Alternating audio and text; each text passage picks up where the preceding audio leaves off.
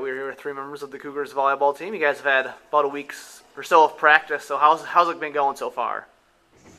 It's been going really well. We're communicating well on the court and off the court. The freshmen coming in have really been picking up what we've been doing, and so it's good to see. Everyone has lots of energy all the time. It's fun. Good. Yeah, we're really mixing really well, especially with 7 freshmen coming in. It's kind of hard to get them to get used to what we're doing and communicating. It's a lot more communication than they're used to in high school, but it's been going really well. So. Awesome. You guys are about a week away from opening up your season there in Colorado, so what are you guys looking forward to that trip and then also starting the season off? We're really excited to go to Colorado. We're going to go climb some mountains at Pikes Peak and everything. We're also really excited to play. We get to play a lot of different teams that we haven't seen before, so that's always fun to play different teams that we're not really used to. So. Yeah, it'll be good just to get into game-like situations and see how we do. Yep. All right, final question. What do you guys have for goals this season coming off a co-conference championship last season? Obviously, repeat of that. Yeah. And we want to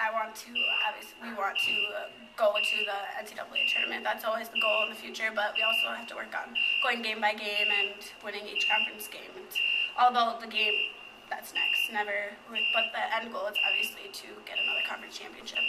All right, here's Chad Braegelmann, head volleyball coach, and you guys have had camp for about a week here, some 2 days, stuff like that, so just kind of talk us through how that's been going for you guys. Sure. We've been cycling through with 2 days, about 2 or 3 days in a row, and then 1 practice a day, some small groups mixed in. We've done that, I think, 2 or 3 times already, so a lot of teaching going on with the freshmen, trying to get them up to speed with what we're trying to do here at the college level. With returners, just getting them repetitions, getting them comfortable being back in the gym. Some had many opportunities to play this summer, some had only a few.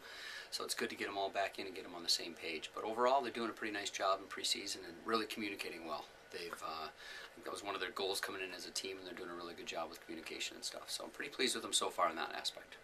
Heard you guys did lose a couple players off last year's team, but you do also return quite a few. So just kind of talk about how that's been going and that transition. Sure.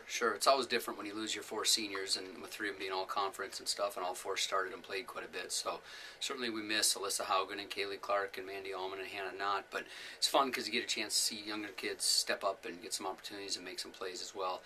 We return depth at every position, or at least 1 player at every position, so that's nice. Emily Auch and Abby Tietz are returning all-conference players, first-team all-conference outsides.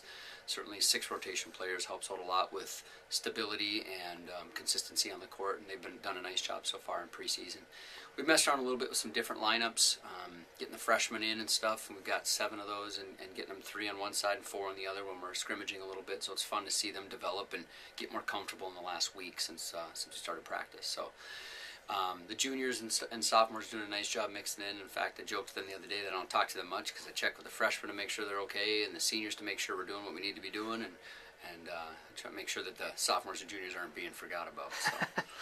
All right, you guys go to Colorado next week to open up your season, and you guys are on the road for 4 weeks almost right away, and 3 tournaments there, 3 straight weekends. So just kind of talk about starting on the road so much, and just especially that tournament out there in Colorado. Yeah, it'll be a good opportunity to play Colorado College, who's a ranked team. We play 2 other solid teams, and then 1 team that might be a little less experience, I should say.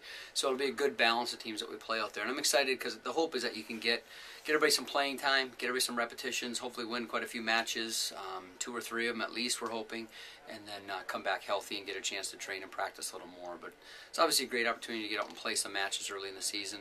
I've heard the ball flies quite a bit differently out there, so we'll see what happens once we get out there. But we have a little serve and pass the morning before we play our first match, so we're excited about that, and then a little bit of Colorado stuff to go see, do some mountain stuff, and maybe take the cog railway up to Pikes Peak and stuff like that. So get a chance to do some of the touristy things. But basically it's a good chance for them to bond and hang out together and come back and hopefully do some damage in the Midwest.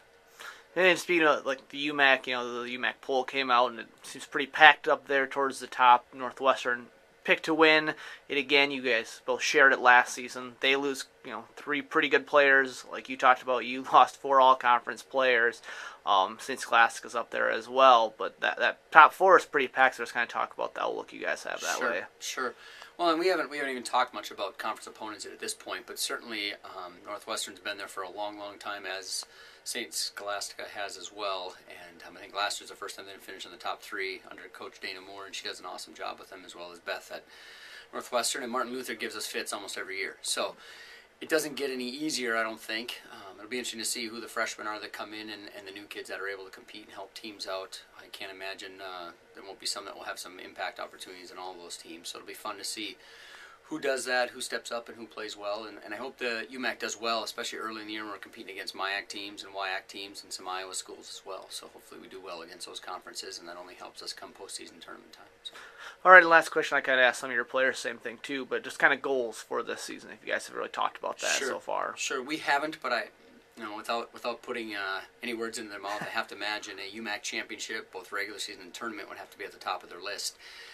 But along with that, we've got goals and benchmarks along the way about how we treat teammates and being respectful of others, and some obviously statistical goals that we'll talk about as we get to that point and stuff. So, but certainly playing in the NCAA tournament's got to be pretty high on the list of things we'd like to be doing at the end of the year, and I hope it's not an unrealistic goal at this point. So we're excited, and things have been going well so far, and we'll see what happens over the next week before we start playing. Sweet. Thanks for joining us. Thank you.